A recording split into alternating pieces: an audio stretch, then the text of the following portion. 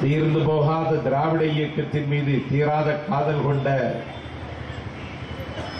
திராவிட இயக்கத்தின் பற்றாளர்களே, காலம் என்ற தலைவரை கவர்ந்து சென்றதற்கு பிறகு கழகம் இரண்டாக உடைந்தது.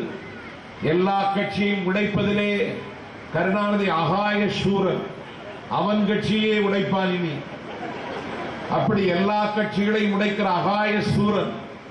அன்றைக்கு ஒரு நாள் 1971 அன்றைக்கு பார்வர்டு பிளாக் பசும்பன் முத்துராமலிங்க தேவர் படை நடத்திய இந்த மகத்தான போர்க்குணம் கொண்ட கட்சியை காதர் பாட்சா என்கிற வெள்ளைச்சாமியை பயன்படுத்தி இரண்டாக உடைத்தவன் கருணாநிதி.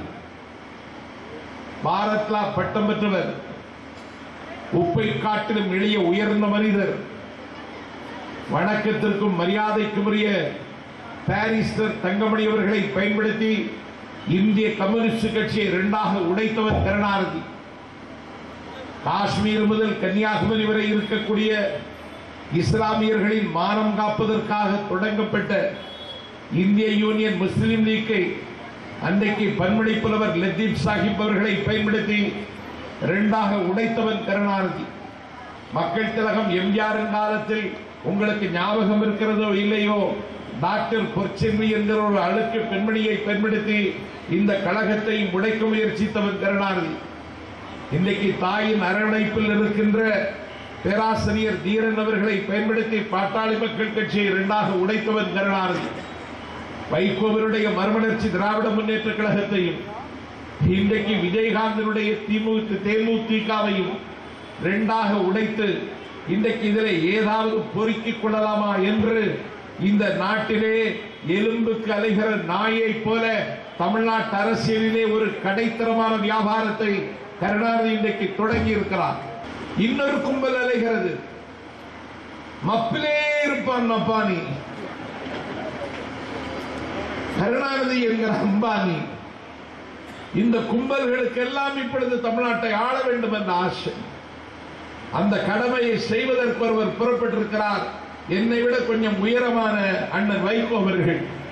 இந்திய துணைக்கண்டத்தினுடைய அரசியல் வரலாற்றில் 9 பிரதமர்களை நாடாளுமன்றத்தினுடைய அத்தாணி மண்டபத்தில் கேள்வி கணைகளால் வியர்க்க வைத்தவன் இன்றைக்கு மப்பிலேயே தப்புத்தாளம் போடுகிற முக்காலமும் எக்காலமும் குடித்துக் கொண்டிருக்கிற ஒருவரை இந்த நாட்டிலே முதலமைச்சராக்க வேண்டும் என்று அவர் முடிவெடுத்துக் கொண்டு அவருக்கும் இப்பொழுது ஏதோ வந்துவிட்டதாக தவறுகள் நமக்கு வந்து கொண்டிருக்கின்றன.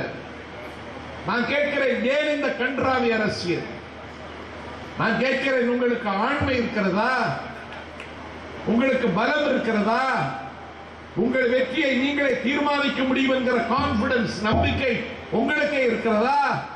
I never quite despair. நான் நம்பிக்கையோடும் சோர்வில்லாமலும் இருக்கிறேன் என்று உங்களால் சொல்ல முடியுமா? ஒரு கார்ப்பரேட் கம்பெனிக்கு அண்ணா உருவாக்கிய அறிவியகத்தை அடகு வைத்தார் கருணாநிதி.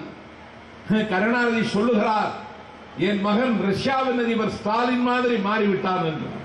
பைத்தியக்காரா, ரஷ்யாவின் அதிபர் ஸ்டாலினோடு உன்னுடைய மகன் ஸ்டாலினை ஒப்பிடுவதற்கு உனக்கு ஏதாவது தகுதி இருக்கிறதா?